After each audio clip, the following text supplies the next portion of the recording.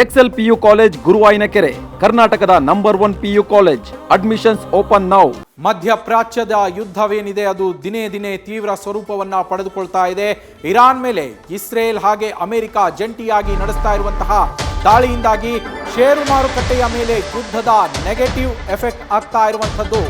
Nifty 200 ಅಂಕ ಹಾಗೆ Sensex 800 point ಕುಸಿತವನ್ನ ಕಂಡಿದೆ. ಮೊನ್ನೆಯಷ್ಟೇ ಚೇತರಿಸಿಕೊಂಡಿತ್ತು ಷೇರು ಮಾರುಕಟ್ಟೆ, ಈಗ ಮತ್ತೆ ಕುಸಿತವನ್ನ ಎದುರಿಸ್ತಾ ಇರುವಂಥದ್ದು. ಪದೇ ಪದೇ ಕುಸಿತದಿಂದಾಗಿ ಹೂಡಿಕೆದಾರರು ಕಂಗಾಲಾಗಿದ್ದಾರೆ. ಇದು ಯುದ್ಧದ ಸಂದರ್ಭದಲ್ಲಿ ಆಗ್ತಾ ಇರುವಂತಹ ಈ ಪದೇ ಪದೇ ಕುಸಿತ ಏನಾಗ್ತಾ ಇದೆ ಷೇರು ಮಾರುಕಟ್ಟೆ, ಇದರಲ್ಲಿ ಹೂಡಿಕೆದಾರರು ಆತಂಕಕ್ಕೆ ಒಳಗಾಗಿರುವಂಥದ್ದು. ಲಕ್ಷಾಂತರ ಕೋಟಿ ರೂಪಾಯಿಗಳನ್ನು ಅವರು ಹೂಡಿಕೆ ಮಾಡಿ ಕಳೆದುಕೊಳ್ತಾ ಇರುವಂಥದ್ದು. ಯುದ್ಧದ ಅನಿಶ್ಚಿತತೆಯ ಕಾರಣದಿಂದಾಗಿ ಷೇರು ಮಾರುಕಟ್ಟೆಗೇನು ಇದ್ದಕ್ಕಿದ್ದಂಗೆ ಪಾತಾಳಕ್ಕೆ ಕುಸಿತಾ ಇದೆ. ಇದರಿಂದಾಗಿ ಲಕ್ಷಾಂತರ ಕೋಟಿ ರೂಪಾಯಿ ಹೂಡಿಕೆದಾರರಿಗೆ ನಷ್ಟ ಆಗ್ತಾ ಇದೆ ಷೇರು ಮಾರುಕಟ್ಟೆಯ ಕಾರಣದಿಂದ. ಇವತ್ತು ಕೂಡ ನಿಫ್ಟಿಯಲ್ಲಿ 200, ಸೆನ್ಸೆಕ್ಸ್ನಲ್ಲಿ 800 ಅಂಕಗಳಷ್ಟು ಕುಸಿತವು ಕಂಡಿರುವಂಥದ್ದು. ಮಧ್ಯಪ್ರಾಚ್ಯದ ಯುದ್ಧದ ಪರಿಣಾಮದಿಂದಾಗಿ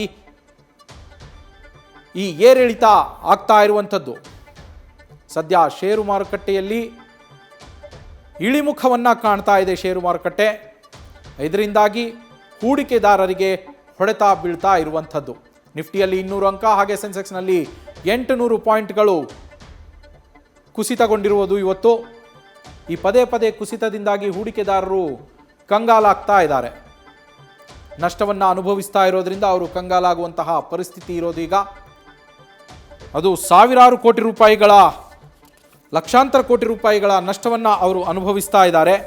ಈ ಕಾರಣದಿಂದಾಗಿ ಅವರು ಕಂಗಾಲಾಗಿದ್ದಾರೆ. ನ್ಯೂಸ್ ಫಸ್ಟ್ ನಿರ್ಭೀತಿಯಿಂದ ನಿಮ್ಮ ಪರವಾಗಿ.